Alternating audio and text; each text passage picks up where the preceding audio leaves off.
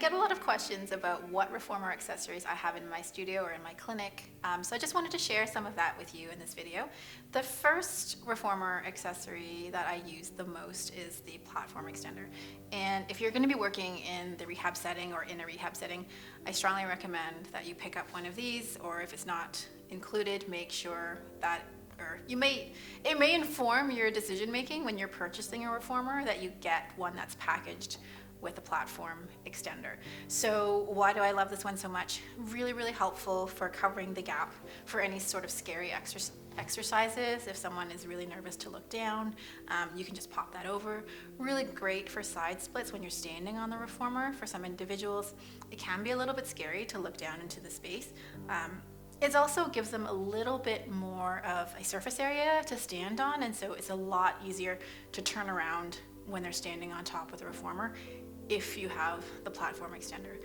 A few other uses for it is positioning. So if you have someone that has shorter hamstrings or decreased rotation range through the hips, it can be a really great way to kind of alter their sitting to accommodate for any limitations.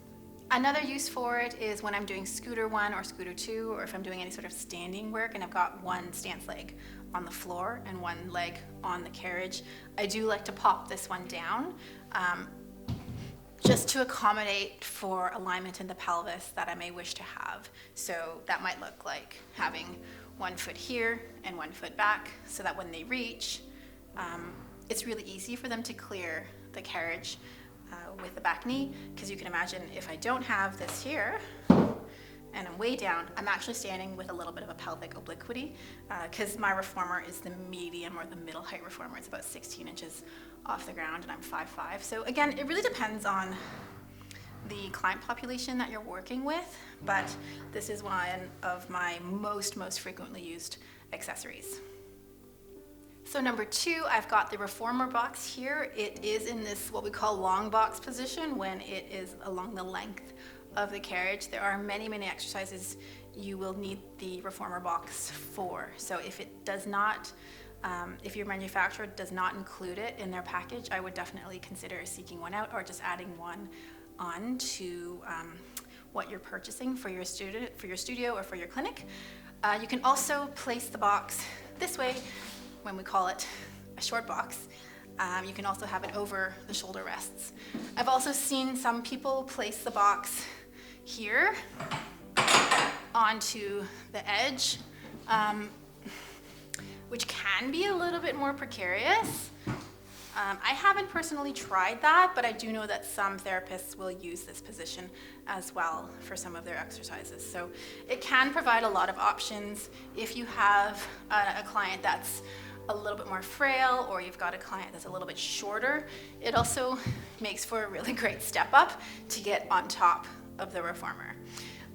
Another use for it is if you're doing any sort of step up work. Sometimes I just use them in the background as a little added step. So there's one exercise where I do have the reformer strap looped around the knee, and you can do sort of a tipping bird or like a dead bug. It's kind of nice to have a stepping platform. I also use it in my space as a demonstration for stepping exercises if I'm assigning homework for my clients. So similar to the long box or the reformer box, this is a tall box that I use for my rehab clients. If you often work with a clientele that is a little bit frail, or perhaps pregnant, or perhaps limited balance, or just a decreased or a lower level of functional mobility, you may wish to look into something like this. If you're doing any sort of the arm work, for example, the back rowing where you're pulling the straps, or front rowing the other way, it's kind of a nice addition to have, because it kind of elevates things a little bit higher. So if you've got clients that can't tolerate kneeling, or they can't tolerate cross-legged, if you're able to get them onto the box this way, it can be much more comfortable to be sitting doing arms and straps, either facing the back or facing the front of the reformer. I also use this for a lot of overhead press work. So if you've got someone, let's say you've got a stroke client, or someone that has back pain, or they're just really tall, you can also do some nice forced use with one arm or 2 arms here. Having the extra height just makes it more accessible. They don't need to bend down as far. If you have a low height reformer, so this is a 16-inch carriage height. If you have something that's sort of made for home use, or a lot of gyms have the shorter height that are maybe like 9 inches that you've seen around, this can add a few more options for you when it comes to arm work. So if you can imagine, if you're on your tummy on the regular height reformer box, which maybe is like, let's say like this high, if you're using arms and straps, you're gonna hit the floor. So bringing yourself onto the tall box gives you a little bit more clearance that way. If you have a really tall client, it also gives you a little bit more clearance from the floor, even if you're using a standard reformer. So the cardio tramp or the trampoline is a really fun accessory for your reformer. You can do a lot of work either lying down using the feet, or I've actually had clients sitting up and using their arms to do some sort of press work.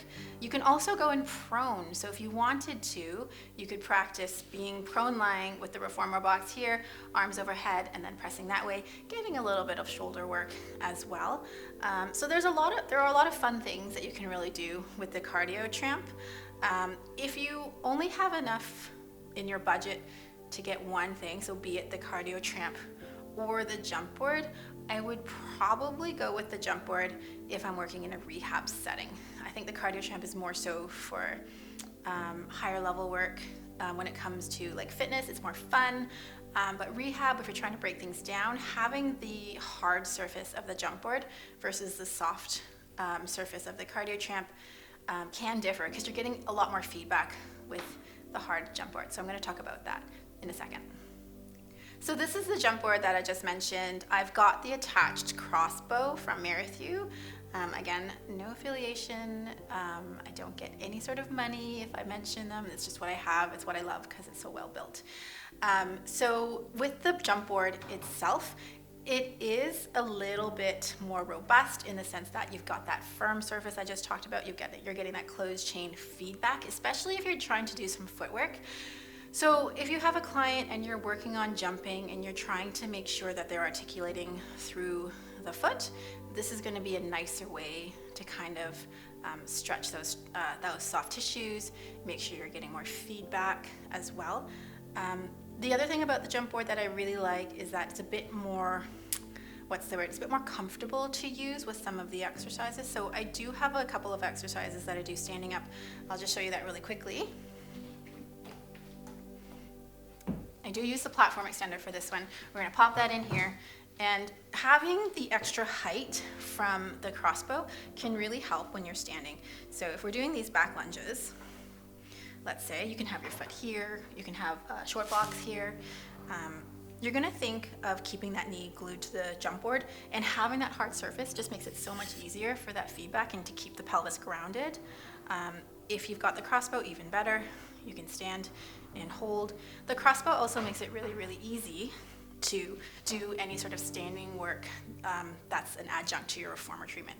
So if you have someone and you're trying to work on, I don't know, like single leg deadlifts, whatever it may be, and they don't quite have their balance, or if you're trying to do some heel raises, calf raises, whatever it is, you've got the extra sort of hand support, as opposed to moving to another part of your clinic, moving to another part of your studio that might be an open space. So again, if you had to really pick one, I would choose the jump board from a rehab and then save the cardio tramp for more sort of fun. So I do find that I use the cardio tramp more with my younger clients. So my clients that are maybe like 11, 12, 13, where fun is kind of more important. It's a little more bouncy. And then if you're doing any sort of hand work, it's a little bit easier on the wrists to use the cardio tramp instead. So lastly, I have the arc barrel here. It is lodged into the reformer between the carriage and the platform here. I'm at 6 and 3, so I've pushed my gear bar all the way forward and my stopper all the way forward to make sure that it is nice and snug, but not too squished and not too hard to kind of fit in there. Why do I have it? So I love it because it gives an option for any clients that might have limitations in their wrists. If the foot bar is just too wristy for them, if it's too much extension, or if they don't have the range, it's a lot nicer, or it's a lot more comfortable to grip with the hands sort of over the edges. So if you're on the market for an arc barrel and you have an option, I know that some of them have a closed edge here where you can't get the fingertips around. So, you know, really pick and choose what you're after. I specifically chose this as the basic model of the Mare-Through arc barrels because I didn't want to have a closed edge along the side. I really felt like it was important to get fingers along the bottoms here. So it's great for, as I said, any sort of wrist work or anything that you need to do in 4-point, if you're pressing through and then back. It's also really great if you need to modify for something like front splits, where normally you'd have one foot on the foot bar. This just kind of brings it down to a much more comfortable height. It's lower, there's way more surface area to contact with the foot. So front splits, if you don't know what that is, you're gonna have one foot kind of on this side of the barrel. We don't want to be on the top, we're just going to be on the edge. So we're in a little bit of dorsiflexion here. It's way easier to access as opposed to having this foot up on the foot bar. There's less balance required, and then you can either reach out through the back, but finding that lunge position and then pressing through the knee, it's way, way more client friendly for someone that's never done front splits before. So you can do front splits, you can do back splits. You can do a lot more work in terms of being in prone. So I've seen people do swan on this one, where you've got, I'd have to switch the spring out, but I've seen people go prone here and then have the hands on the carriage, finding plank, and then pressing the carriage. Ooh, pressing the carriage away, but definitely on a lighter spring than what I've got now. So I'm not gonna make you sit through me changing that spring, but the arc barrel, again, can really add some more accessibility to your reformer. It's also really great for some mat exercises. So if you do find yourself squarely in the rehab space, it might be worth looking into. Really quickly, I wanted to include the mat extender in this list of accessories because I do find if you're tight for space, let's say you don't have enough plinths in your studio or your clinic, it can be a really nice way to get you an extra bed, especially if you have the vertical frame. So having the extra space to convert the vertical frame into a tower can be really great. So if it's in your budget, I would definitely grab one.